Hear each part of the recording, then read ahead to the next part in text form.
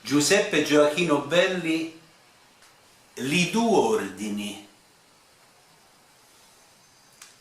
Il salumaro a trovo in un librone che un certo Sor Domenico Sgumano e un certo Sor Francesco Bernardone, quello spagnolo, quest'altro italiano, volenno alzare due nuove religione.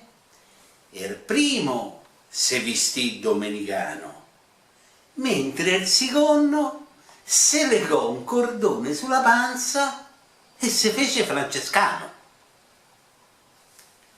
600 anni e di più già sono passati che per grazia del primo e del secondo sto par de fraterie cacheno frati. 600 anni! Oh, vedete quanto è antica! Oh, immaginate quanto è sparsa al mondo la voglia di campà senza fatica.